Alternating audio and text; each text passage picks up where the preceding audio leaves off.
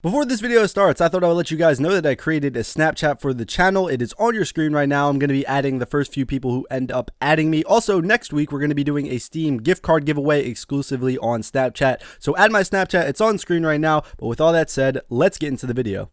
So I've been a PC gamer now for about 5 oncoming 6 years now, and I have to say, it's the overall better experience, and I'm very happy with my gaming PC. I still have the initial gaming PC that I bought. Of course, it has a few upgrades from when I originally had it, but essentially it is still the same PC. So today, I thought I would make a video on 5 reasons you should get a gaming PC, because I know a lot of you guys out there, for whatever reason, still haven't joined the PC master race. So number 5 is going to be the most obvious, and one of the main reasons a lot of people switch over to the PC, and it is better overall game performance. And this is a very big deal. A lot of console gamers don't really understand how important FPS is if you've only played on a console, but as soon as you get on a PC, you will realize that you're going to get better overall game performance, especially if you get a 144 Hz monitor and have a gaming PC that's able to handle something and put it in 144 FPS.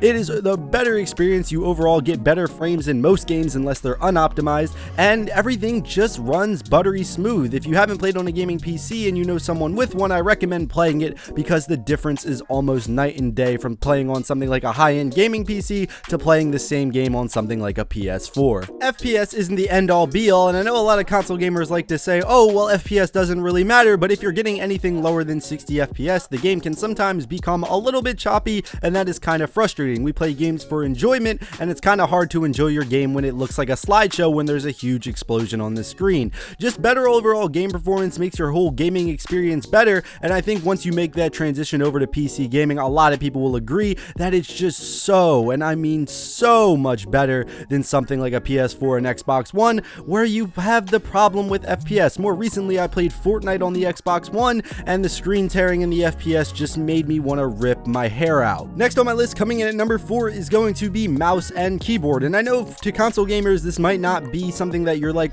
super excited about. You were going to be like, yo, I want to use my controller, but trust me, once you get used to mouse and keyboard, it is infinitely better than using a controller. For some games, a controller is definitely better though, Rocket League being that example, and guess what, on a PC you can use a controller, but for playing games like FPS games and strategy games, it's way better to have a mouse and keyboard than something like a controller. You can just be more precise, and especially in a game like CSGO, which is one of the most popular FPS games on the PC platform, you're just able to be a lot more accurate. You're able to time and precise things a lot better than you would with a controller. Also, it leads to games taking a bit more skill, especially in FPS games, because there isn't really an auto aim there. It allows you to pretty much have to make precise movements, and it comes down to more about skill rather than something like auto aim. Of course, consoles still have that skill ceiling, but once again, the skill ceiling seems to be a little bit higher on the PC, and that is due mostly to mouse and keyboard. Next on my list, coming in at number 3, is going to be the ability to upgrade / customizability. So when you're building your PC, you can put any parts in there you want. You can put a Celeron processor, or you can put an i7, whatever you want going into your PC, you can put in there. You can create it as high up as you want and spend thousands of dollars, or you can spend hundreds of dollars. It is all completely up to you. Compared to consoles where you have to pay that one set price, and at this point, it seems like they're releasing new consoles every few years, and you're kind of forced to upgrade if you want the better experience. It's better off just going with a PC. When you go with a PC, you can upgrade each individual part, and especially if you don't want to put a bunch of money down initially, you can slowly build your PC up over time, and it will just stand the test of time. Like I said earlier in this video, I've had my PC for 5 years now, and I've slowly been upgrading it, and it is so much more powerful than the consoles that are currently on the market. As someone who bought a PS4 and an Xbox One, it's really infuriating that they went out and said, hey, we're going to release the Xbox One X and the PS4 Pro, and it makes me seem like my console purchase was useless. One of the only things that made consoles somewhat superior to PC in that aspect is that, guess what, when you bought a console, you had it for like 8 years. What in the current age, it doesn't seem like that's really the case, as Xbox One and PS4 scramble to try to compete with a PC, while games and graphics and stuff like that continue to upgrade and upgrade. Also, in terms of customizability, you can create your PC any way you want. There's a plethora of cases, there's plenty of ways you can do interesting things with your PC. People have done a lot of interesting builds, and there's even subreddits devoted just to this. Just the other day I saw someone put their PC in mineral oil, and they literally had their PC in like a big tank,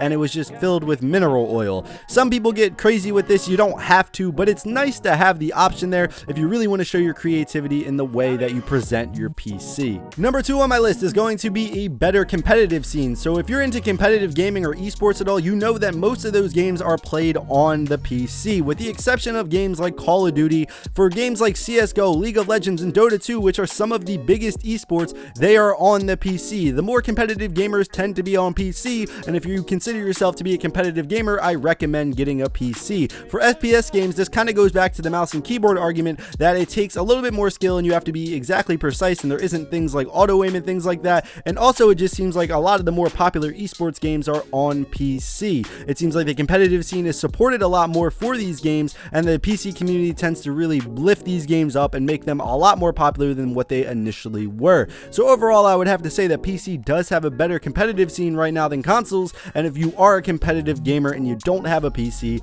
what are you doing? You need to go get one if you really want to consider yourself to be a competitive gamer. Number 1 on my list is going to be no monthly cost. So if you were playing games on the Xbox One and PS4, you are currently still paying a monthly fee or a yearly fee, however you go about it. And if you pay the $10 a month, I know there are other options available, but let's say you're just paying the $10 a month like I know a lot of people do, you're going to be paying $120 a year. And if you are paying for both the Xbox One and the PS4, that is $240 a year. With that kind of money, you could go out and upgrade to a new graphics card on a PC. And if you don't know, Steam is absolutely 100% free. Origin is 100% free. Uplay, GOG, all of the Steam or all of the PC platforms are 100% free. You're not really paying a monthly fee for any of these things. And I know Xbox One and PS4 or Microsoft and Sony like to go, well, you get free games out of it. Well, they're not really free because you're paying for them. And also, guess what? A lot of those games are old and games that no one really wanted to begin with.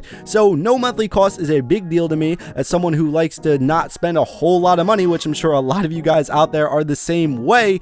It's just kind of frustrating to have to pay a monthly cost for something that should pretty much be 100% free. But yeah, guys, those are just 5 reasons I think you should get a gaming PC if you don't already have one. PC gaming has been on the rise and the numbers continue to go up and up and up, leaving consoles scrambling to try and keep up. Let me know some more reasons you guys think you should get a gaming PC or the people out there should get a gaming PC. Let me know, like I said, down in the comments down below. Interested to see what you guys have to say, and if you like this video, be sure to hit the like button. If you dislike the video for some odd reason, hit the dislike button, and if you're new, how about you subscribe? But yeah, guys, this has been The Chosen One Inc., and as always, peace out.